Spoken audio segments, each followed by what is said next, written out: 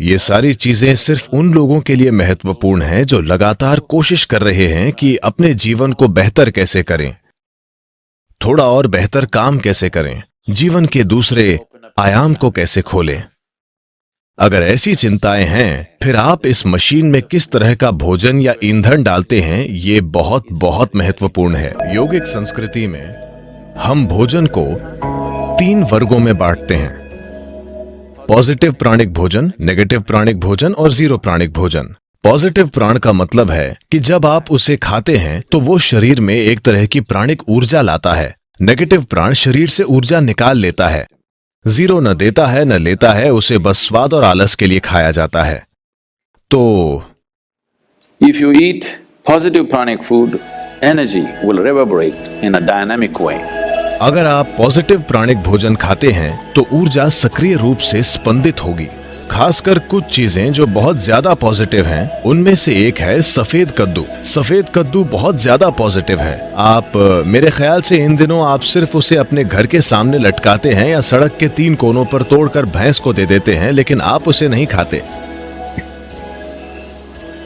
नहीं, इसे खाना चाहिए क्योंकि इस सब्जी में इतनी ज्यादा प्राणिक ऊर्जा होती है। आप उसे अपने घर के सामने लटकाते हैं ताकि वहां अच्छी ऊर्जा हो, लेकिन अगर उसमें इतनी ज्यादा ऊर्जा है तो क्या उसे अपने अंदर डालना अच्छा नहीं होगा?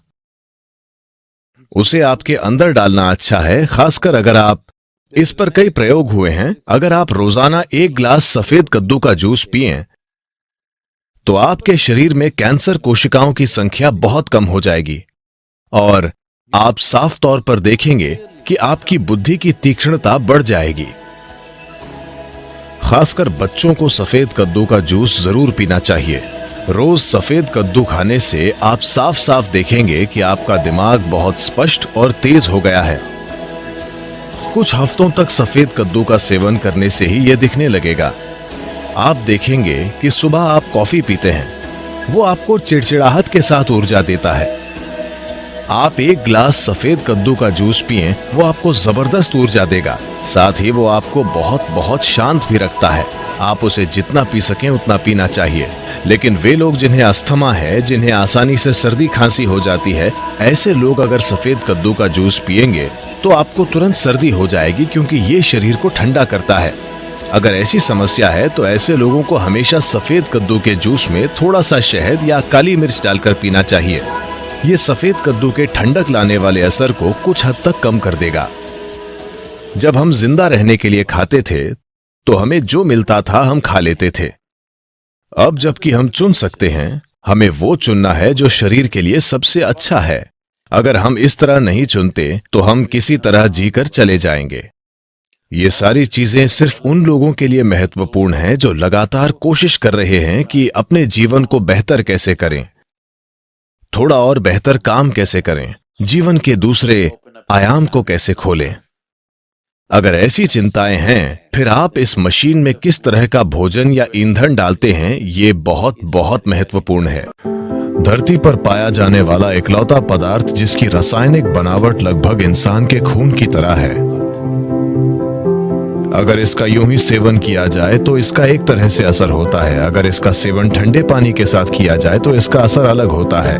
खून की रासायनिक बनावट को संतुलित रखना और खून को शुद्ध रखना, ये चीजें जरूर होंगी।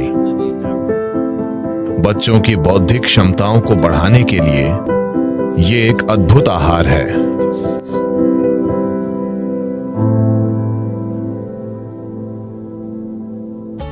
शहद उन सबसे अच्छी चीजों में से एक है जिनका आप सेवन कर सकते हैं। मानसिक स्थिरता, शारीरिक खुशहाली, जीवन शक्ति, इन सभी चीजों को काफी हद तक बढ़ाया जा सकता है सिर्फ रोजाना शहद के सेवन से।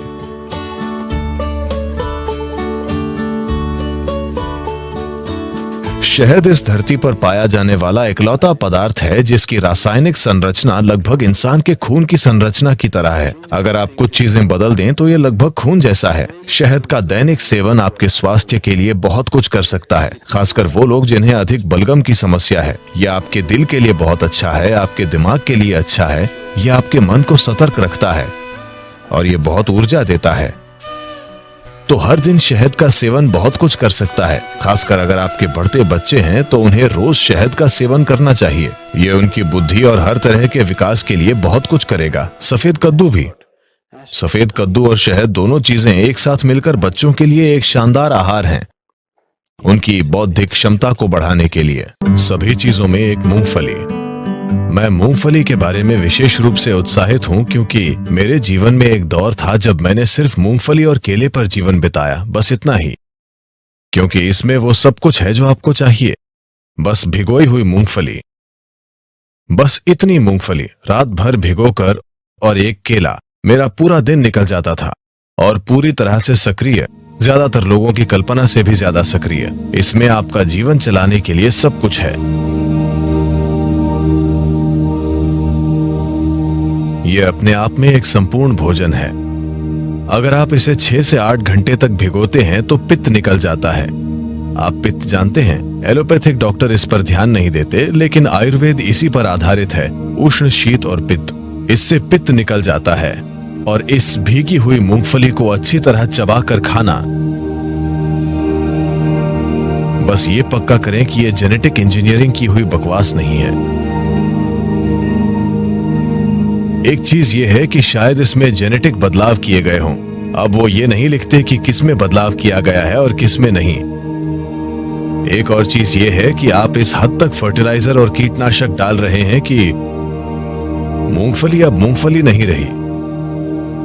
बस ये पक्का करें कि वो ऑर्गेनिक मूंगफली हो।